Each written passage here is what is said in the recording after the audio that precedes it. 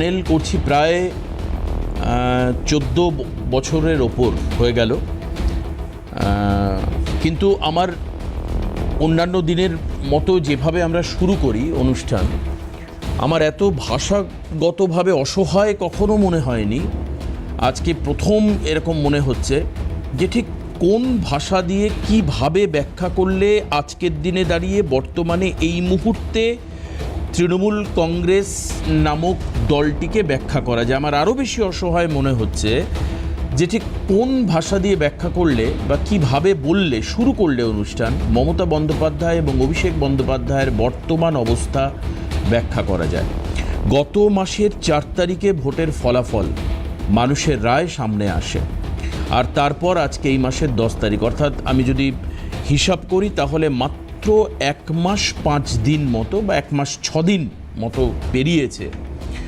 যে দলটি 2050 সাল পর্যন্ত ক্ষমতায় থাকার পরিকল্পনা প্রায় করে ফেলেছিল, প্রথমে মমতা বন্দ্যোপাধ্যায়, আপনারা ভোলেননি আশা করি কুণাল ঘোষের সেই বক্তব্য, যারা মোটামুটিভাবে খবর রাখেন বা খবরের জগতে থাকেন, যে প্রথম হচ্ছে মমতা বন্দ্যোপাধ্যায় থাকবেন আরও 10 বছর এবং তারপর অভিষেক বন্দ্যোপাধ্যায় অনন্তকালের জন্য, অর্থাৎ সেই সময়টা হবে ইনফিনিটি, অর্থাৎ অনন্তকালের জন্য অভিষেক বন্দ্যোপাধ্যায় যতদিন পারছেন তার উত্তরসূরি না আসছে ততদিন পর্যন্ত তৃণমূল কংগ্রেসকে পরিচালনা করবেন।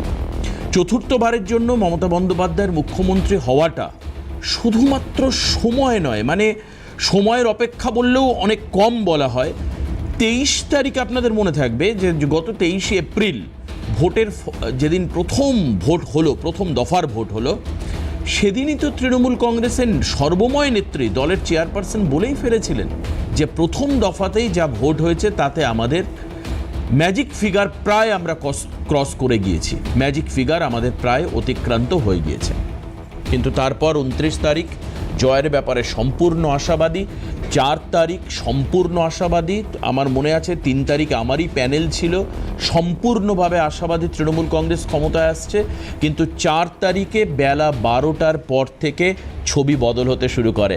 দেখুন, আমার আজও মনে আছে যে প্রথম প্যানেল 4 তারিখ আমি শুরু করেছিলাম এখানে সকাল 8টা থেকে 10টা অবধি ওই প্যানেলে তৃণমূলের নেতারা সম্পূর্ণভাবে আশাবাদী ছিলেন যে তারা জিতবেন।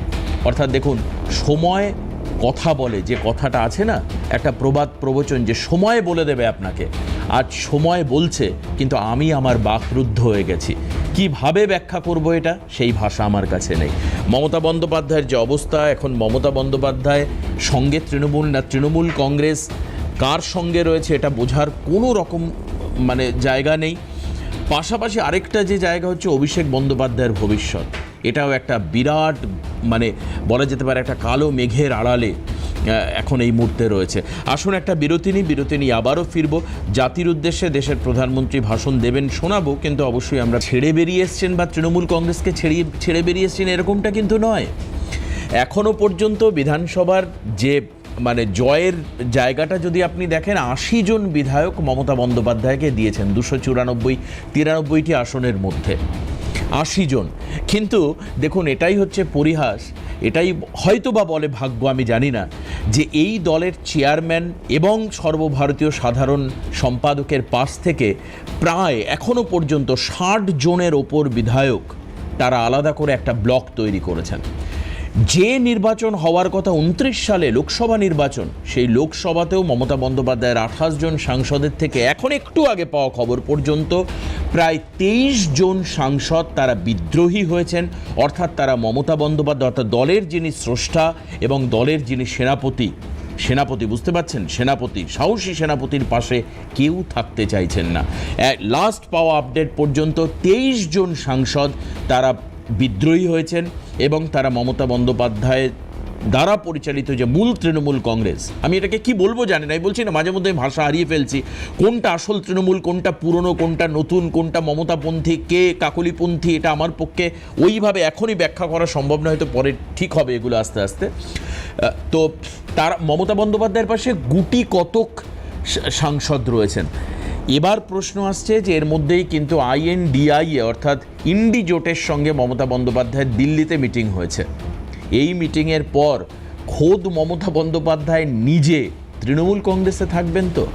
আজ একজন বাম তরুণ তুর্কির বক্তব্য শুনছিলাম যে মমতা বন্দ্যোপাধ্যায়কে নবান্ন থেকে উৎখাত করবার ডাক সমস্ত রাজনৈতিক দল দিয়েছিলেন, কিন্তু কোনো রাজনৈতিক দলের মানসিক বা তাদের দলীয় যে ভাষণ বা তাদের বক্তব্য, তাদের বিরোধিতায় কখনোই এটা আসেনি যে মমতা বন্দ্যোপাধ্যায়কে তৃণমূল থেকে উৎখাত করব। কেউ বলেননি। আমরা একের পর এক প্যানেল করেছি, কেউ বলেননি। নবান্ন থেকে নামিয়ে আনবেন বলেছেন, মুখ্যমন্ত্রী চেয়ার থেকে সরিয়ে আনবেন বলেছেন। তৃণমূল কংগ্রেস থেকে মমতা বন্দ্যোপাধ্যায়কে হয়তো উৎখাত হতে পারে, এরকম একটা সম্ভাবনা তৈরি হয়েছে। তাহলে মমতা বন্দ্যোপাধ্যায়ের রাজনৈতিক জীবন কি পরবর্তীকালে? বা যারা মমতাপন্থী সাংসদ রয়েছেন এখনো পর্যন্ত গুটি কতক, কল্যাণ বন্দ্যোপাধ্যায় ধরুন বা মহুয়া মৈত্র ধরুন, এদের নিয়ে বা অভিষেক বন্দ্যোপাধ্যায় বলুন, তারা কি করবেন এবার? এরপরে কাদের সঙ্গে যেতে পারেন? ইন্ডি জোটের বৈঠকের পরে এরকমটা গুঞ্জন রাজনৈতিক অলিন্দে কংগ্রেসের সঙ্গে, অর্থাৎ যে কংগ্রেস ভেঙে মমতা বন্দ্যোপাধ্যায় 98-99 সালে বেরিয়ে এসেছিলেন, সেই কংগ্রেসেই কি শেষমেশ কি করবেন? যুক্ত হবেন বলবো, নাকি বিলীন হয়ে যাবেন মমতা বন্দ্যোপাধ্যায়? সেটা আমার পক্ষেও বলা সম্ভব না। তার জন্য বর্ষিয়ান সুবক্তা, অত্যন্ত সুবক্তা চন্দন ঘোষ চৌধুরী আমাদের সঙ্গে রয়েছেন। রাজ্য কংগ্রেস কিভাবে বিষয়টাকে দেখবে, এটাও একটা বড় বিষয়। যে দলকে নিজের পায়ে দাঁড় করানোর জন্য বর্তমান কংগ্রেসের রাজ্য সভাপতি শুভঙ্কর সরকার একলা চলনীতি নিয়েছিলেন, এবার সেই জায়গায় মমতা বন্দ্যোপাধ্যায় কংগ্রেসে ঢুকতে পারেন, এরকম একটা সম্ভাবনা কি হতে পারে, এই নিয়ে আমরা আলোচনা করব। অভিষেক বন্দ্যোপাধ্যায়ের ভবিষ্যৎ কি আছে, কারণ এখনও তিনি কিন্তু দিল্লি থেকে ফেরেননি। দিল্লি থেকে ফিরলে হতে পারে এয়ারপোর্টের গেটে বিরোধীরা একটা সম্বর্ধনা তাকে দিতে পারেন, সেটা আমি জানি না কিভাবে হবে, ডিম টিম ছুটতে পারেন হয়তো। আবার পাশাপাশি সিআইডিও দাঁড়িয়ে রয়েছে তাকে গ্রেপ্তার করবে বলে, এরকমটাই শোনা যাচ্ছে। এখন অভিষেক কি এয়ারপোর্টের গেট থেকে বেরোনোর সাহস করবেন? যদিও তিনি এয়ারপোর্টে এসে পৌঁছবেন, হয়তো ফার্দার ফ্লাইটে আবার তাকে অন্য কোথাও চলে যেতে হবে। আপনারা বলবেন না যে উনি ওই বিনয় শর্মা না কার মতো ভানাটুর চলে যাবেন, তা নয়, দেশেরই মধ্যে হয়তো থাকবেন। কি হতে চলেছে ভবিষ্যৎ, আসুন এটা জানবো, আপনাদেরকেও জানাবো, বক্তাদের বক্তব্য শুনবো। একটা ছোট হবে চন্দন ঘোষ চৌধুরী, কংগ্রেস মুখপাত্র, আমাদের সঙ্গে রয়েছেন। চন্দনদাকে স্বাগত জানাই। আমার সঙ্গে রয়েছেন দীপঙ্কর সরকার, বিজেপি মুখপাত্র, দীপঙ্কর দাকে স্বাগত জানাই।